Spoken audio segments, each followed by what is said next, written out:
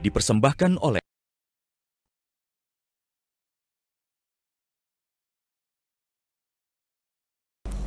Ya baik pemirsa Gamalama TV, Alhamdulillah kita kembali lagi di dialog spesial masih bertemakan moderasi beragama dan tentunya masih dengan narasumber yang sangat spesial di malam hari ini ada Pak Sarbin Sehe, Kepala Kantor Wilayah Kementerian Agama Provinsi Maluku Utara dan juga Pak Dahlan Saidi, Kasih Penerangan Agama Islam dari Kementerian Agama Provinsi Maluku Utara. Ya saya lanjutkan kembali, mungkin kesempatan ini saya ke Pak Kakanwil dulu nih. Ya, nah tadi dikatakan bahwa sebenarnya ya biasa aja lah kalau kita menjalankan ibadah puasa ya.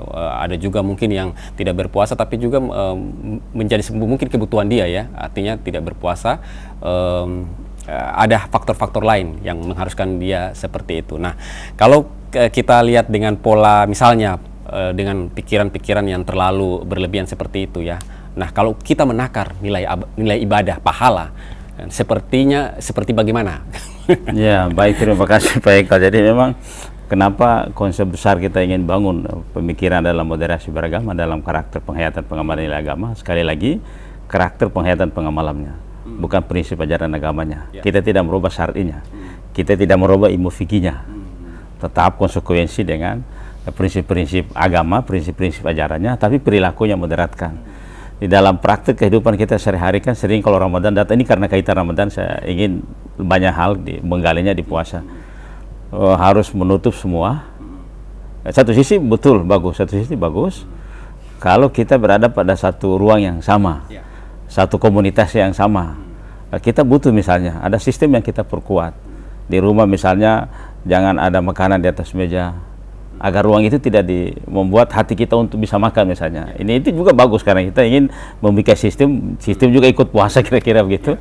Tidak sediakan di lemari itu ada makanan-makanan yang memungkinkan orang lihat ingin makan kira-kira. Ini satu sistem yang harus dikunci, betul. Saya setuju seperti itu. Sehingga dalam ruang yang lebih besar, misalnya karaoke ditutup, semua harus ditutup agar orang tidak bisa menuju ke sana karena berpuasa itu. Tadi pada saat yang sama kita juga harus memberikan ruang kepada mereka yang karena hukum syar'i tidak berpuasa. Saya kasih contoh Pak Eka, misalnya setoran tamu dari luar yang masuk ke Ternate, seluruh warung ditutup, kira-kira dia makan di mana? Padahal hak beribadah dia ada, tapi hak dia melakukan aktivitas juga ada. Karena itulah di puasa ini saya berharap, puasa ini kan intinya kan mengendalikan diri. Bagaimana nafsu mutmainnah kita hadirkan secara utuh agar bisa menutup rapi nafsu amarah kita, nafsu amarah, nafsu yang suka marah orang, nafsu yang suka makan kira-kira, nafsu yang ingin sekali makan kira-kira, itu yang kemudian kita belenggu dia. Nah, kita kemudian suburkan nafsu mutmainnah, nafsu yang dekat dengan Allah, nafsu yang terus berzikir kira-kira. Nah, pada saat yang sama kan kita harus perkuat hati. Nah, dengan tetap tanpa mengesampingkan aspek sistemnya atau lingkungannya kira-kira begitu. Karena sistem dan lingkungan juga saya kira kalau diperkuat sama-sama akan jauh lebih bagus lah kira-kira. Ada orang keinginan untuk makan, tetapi kalau tidak ada makanan sama sekali pasti keinginan akan tidak terpenuhi. Ada orang sama sekali yang tidak punya keinginan untuk makan, tapi kalau dia lihat apa makanan yang enak-enak di muka, itu juga pertarungan soal hati, bisa memberikan ruang dia. Nah, kalau dia moderat, paling enak dia. Udahlah, biasanya sampai anak tidak puasa dia makan, saya berpuasa puasa saja, meskipun saya menyaksikan dia makan, dia minum. Nah, jadi moderat-moderat itu yang harus dikemas, karena saya kira inti puasa juga luar biasa membentuk karakter individu kita, membentuk karakter kejujuran kita, membentuk karakter profesionalitas kita, istiqamah kita itu luar biasa. Apalagi Pak Eka, kita semua tahu ibadah puasa kan sedikit berbeda dengan ibadah-ibadah lain. Kalau ibadah yang lain kan orang lihat, oh dia pakai takwa sampai songkok menuju masjid, orang tahu dia bisa sembahyang. Oh Pak Eka sembahyang ini ya. Tanpa dikasih tahu juga orang tahu. Pak Eka sembahyang. Eka pulang haji dengan songkok haji, Pak Eka pulang haji, tahu dia. Pak Eka ambil uang bayar zakat, tahu dia, oh Pak Eka bayar zakat, tahu dia. Puasa tidak tahu kita. Kita dengan Allah yang tahu. Kita bisa sahur sama-sama kira-kira dengan istri, dengan anak-anak, dengan keluarga, bisa menatap makanan yang sama di meja yang sama pada waktu yang sama, tapi belum tentu besoknya bisa semua puasa, karena cuma Allah yang tahu. Karena itu kemudian kerahasiaan puasa itu berikan jaminan yang luar biasa kepada orang yang berpuasa misalnya. Nah, itu yang kemudian kita ingin memoderatkan pikiran kita sehingga kita yang berpuasa terus istiqamah, tapi tidak kemudian menggurui orang, menghakimi orang. Anak kenapa tidak puasa? Nah, padahal dia anak kecil yang seharusnya belum berpuasa, kita terus marah. Nah, membuat kita puasa juga mungkin dipertanyakan kira-kira. Boleh jadi yang Nabi bilang, mendapatkan tidak karena puasa, tapi kita mendapatkan karena lapar dan haus. Dan karena itu saya kira derajat ketakwaan kita tidak mendapatkan itu. Nah, karena itu saya mengajak kepada umat Islam khususnya, dan saya kira umat beragama secara keseluruhan, moderasi beragama menjadi pilihan kita dalam berbagai aspek kehidupan, sehingga relasi kita dengan Tuhan juga tidak ekstrim, mentang-mentang saya dekat dengan Tuhan terus yang teman-teman yang lain saya kafirkan misalnya. Lalu kemudian relasi kemanusiaan terus kita pelihara dengan baik, karena dengan moderat kita bisa hidup berdampingan dengan siapapun, dengan karakter suku yang berbeda, agama yang berbeda, etnik yang berbeda, kelompok-kelompok kecil dalam kantor yang berbeda, kita bisa hidup dalam satu ruang karena dengan moderat. Nah, saya kira prinsipnya seperti itu. Apalagi puasa memberikan nilai, saya kira hampir seluruh kita bisa mendapatkan di puasa itu. Nah, saya kira itu PK. Ya, ini ada satu hal yang menarik ini kan. Tadi dikatakan bahwa memang moderasi beragama itu kan memang di setiap segmen harus kita praktekkan ya. Nah, ini kalau di dalam bulan puasa ini kan ada juga mungkin yang kalau kita ketemu di masjid-masjid ya, tiba-tiba orangnya apa ya? Bersikap seperti fanatik ya, ada alimnya kelihatan seperti itu ya kira-kira. Nah kadang-kadang kesempatan beribadah ini kan tidak memandang usia ya, anak-anak kan juga memiliki hak juga kan. Nah ini kadang-kadang kalau di masjid anak-anak diperhadapkan dengan kamu posisi anak-anak posisi ke belakang, atau jangan ribut dan sebagainya, atau dibatasi kalau kalian ribut tidak boleh ke masjid. Apakah ini juga bagian-bagian dari sesuatu yang memang tidak disarankan dalam Islam? Ya, komentar Anda, Pak. Ya, jadi sekali lagi Pak Ikal, kenapa moderat? Saya sering berkali-kali mengatakan moderat itu berikan ruang kita untuk hidup lebih kuat, lebih kebersamaan lebih kuat, relasinya akan lebih bagus. Karena kehadiran kita sesungguhnya akan lebih berarti ketika memberikan manfaat orang lain. Ya, Nabi dalam prospek yang lain kan disebut hairun nas yanfun nas, kira-kira sebaik-baiknya kamu, sebaiknya diri kita itu mampu memberikan manfaat pada orang lain. Nah, terkait dengan pemikiran-pemikiran yang kadang-kala di praktik di rumah ibadah yang kita lihat, sudah anak-anak harus di belakang, bukan cuma di rumah ibadah, di lingkungan rumah juga kan kadang-kala begitu. Anak selalu di belakang. Pada aspek yang lain betul, untuk menghindari misalnya acara terganggu, acara yang harus didesain bagus kemudian terganggu kalau anak-anak. Tapi pada aspek yang lain, anak-anak perlu memberikan ruang yang lebih luas, karena dia masa depan sesungguhnya. Kalau orang tua kita adalah masa lalu, masa depan mereka yang butuh kita berikan informasi sebaik mungkinnya. Maka kadang-kala saya dengan teman-teman di pengurus masjid juga, lebih baik anak hadir di masjid dan mengotorkan masjid itu jauh lebih terhormat dibandingkan anak tidak tahu apa-apa di kemudian hari. Kalau kita ekstrim misalnya, karena itu jangan ekstrim menurut saya. Dia datang mengotori karpet di masjid, itu jauh lebih terhormat. Mengotori kita bisa ganti, karpetnya masih ada di toko. Tapi suatu saat kalau dia tidak tahu masjid, siapa yang salah PK? Ya, karena itu dorong jangan ekstrim kayak begitulah. Harus berikan ruangnya sebesar, termasuk soft-soft kalau kita berikan sama menghargainya, sama tadi saya bilang hairun nas yang funas lah, memberikan ruang yang sama kepada anak. Apalagi anak itu adalah masa depan, masa depan negeri ini, masa depan di ruang kita ini, dan masa depan sesuatu yang luar biasa. Karena itu saya kira memang ekstrim kayak ini yang menurut saya dengan puasa bentuk karakter baru kita. Ya, puasa itu kan evaluasi tahunan lah terhadap ekstensi diri kita. Seberapa jauh keimanan saya selama ini, seberapa jauh saya dekat dengan Tuhan, seberapa jauh saya hadir di masjid. Nah, puasa dari tahun ke tahun memberikan karakter baru sesungguhnya. Ada perubahan, makanya wajar kalau orang setelah puasa berubah misalnya.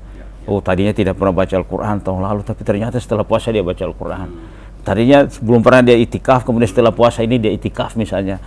Tadinya kurang membaca Al-Quran di rumah, setelah Ramadan ini ternyata dia tadinya tidak pernah dia tahajud misalnya setelah Ramadan itu. Jadi ada bentuk karakter baru yang terlahir di sana, dan saya kira ini juga menjadi hidayah ya. Banyak orang mengalami seperti itu banyak. Nah, tapi yang kami tekankan di sini adalah karakter moderatnya. Nah, kalau saya itikaf, teman saya belum itikaf, tapi bagaimana cara berinteraksi itu? Tapi kemudian tidak saling mengkafirkan kira-kira gitu. Saling membid'ahkan kira-kira begitu. Jadi ada penghargaan terhadap nilai agama, substansinya kita tidak merubah, tapi relasi kemanusiaan kita terus menyesuaikan. Nah, kita tidak kemudian mengejar afdalnya sebuah produksi pahala yang besar kita ingin mendapatkan, tapi kemudian nilai manusia kita hancurkan. Begitu. Saya ini puasa karena terpuas, kenapa makan di saya muka? Nah ini kan menurut saya kan edukasinya menurut saya tidak terlalu tepat Pak Eka, dalam kerangka membangun sebuah proses pembelajaran dan nilai puasa itu. Nah, saya tidak yakin kalau orang kayak begitu kemudian puasa kita seperti digambarkan oleh Nabi. Puasanya kemudian kita mendapatkan derajat ketakwaan. Kalau kita kemudian jamu orang kan kira begitu. Jadi kita perkuat moderasi beragama tuh, kita perkuat relasi dengan Allah dan relasi dengan kemanusiaan. Kemanusiaan ya. Kita perkuat dua-duanya. Kira itu Pak Eka. Ya. Ya, baik ya, luar biasa. Ini ada informasi ya, mungkin bagi masyarakat, mumpung kita berada di bulan Ramadan ini ya. Jadi tadi dikatakan oleh Pak Kakanwil sendiri bahwa berilah ruang ya seluas-luasnya ya bagi anak-anak juga, silakan memanfaatkan beribadah, ajarin mereka, karena Rasulullah juga dari kisahnya juga kan tidak jarang sekali marah terhadap anak-anak ya. Sama sekali tidak pernah. Ya, maka dia berikan ruang. Pak cucunya itu sendiri kan bisa hadir di berbagai kesempatan. Ya.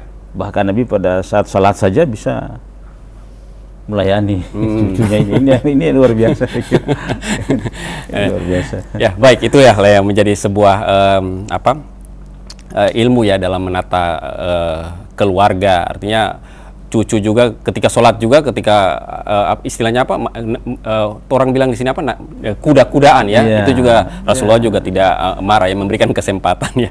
Baik, nah kalau kita melihat pikiran-pikiran seperti ini ya, sebenarnya munculnya dari mana? Kadangkala Pak Kanwil, kita juga heran ya, ada juga orang yang baik dari sisi ilmunya, tiba-tiba apakah ini pengaruh lingkungan atau mungkin salah satu ilmu yang tadi katakan Pak Lan juga karena media sosial yang tidak ditapis, kemudian ini tiba-tiba dicekokin dengan hal-hal yang akhirnya berubah drastis. Ini apa yang mempengaruhi kira-kira ini, Pak? Ya, jadi memang Pak Eka, kita kalau mau jujur melihat pengaruh pembentukan karakter seorang kan sesungguhnya dua hal ya. Lingkungan yang berikan ruang seluas-luasnya, apakah media sosial, lingkungan pendidikan, lingkungan keluarga, lingkungan sosial masyarakat, dan semua yang selalu berhadapan lingkungan itu bisa berubah karakter dia. Yang tadinya pendiam bisa jadi agresif, yang tadinya agresif bisa jadi pendiam, yang tadinya mungkin dia muru-muru bisa kemudian karena dia bergaul dengan temannya, bergaul dengan tetangganya, bergaul dengan sesamanya, bahkan kemudian di media seperti itu. Yang kedua ya pengaruh soal pembawaan nativisme, ukuran natur dari kehidupan asal dia. Nah, kalau dia misalnya, kalau kita bisa giring ke soal hati, saya kira cuma dua. Nah, hati dalam proses dari dirinya atau potensi yang dibawa oleh dirinya akan lebih kuat misalnya, pasti akan lingkungan dia kalah. Tetapi kalau lingkungannya lebih kuat, pasti bisa kalah dia dirinya. Nah, karena sesuatu melakukan kebaikan, itu pengaruhnya dua tadi. Oh, saya kasih contoh Pak Ikal, dia masuk ke satu rumah itu tidak terkunci, ada HP di atas meja. Dia tidak pencuri sekalipun bisa niat muncul, tidak ada orang, HP bagus, kira-kira itu bisa diambil HP. Karena itu kekuatan dari nativisme tadi, kira-kira dari hati dari seseorang pribadinya. Nah, karena itu saya berharap dua memang harus sama. Kita tidak bisa menafikan salah satu. Saya kira harus sama, berikan keran yang sama, mengunci keran yang sama. Mendidik hati saya tidak cukup kalau lingkungan terbuka. Mendidik lingkungan saya tidak cukup kalau hatinya tetap terbuka. Kita tidak mungkin karena puasa kita tutup FB, karena puasa kita tutup televisi, kira-kira begitu kita. Ini keistimewaan bulan Ramadan, kita tutup media semua, Twitternya ditutup semua. Saya kira bangsa menjadi apa kira-kira. Nah, tapi kita ingin memperkuat juga soal hati, sehingga tadi apa hakikat puasa itu kan cuma saudara dan Allah yang tahu. Gimana kita perkuat di situ, sehingga dia tidak ekstrim. Begitu, dia tidak ekstrim dihadapkan dengan siapapun, dia tidak ekstrim lah kira-kira. Ya, baik, kita break lagi ya Pak ya, kita break lagi. Baik pemirsa Gamalam TV, jangan beranjak dulu dari layar kaca Anda. Moderasi beragama di malam ini kita akan lanjutkan kembali setelah jeda komersial berikut ini. Tetaplah bersama kami.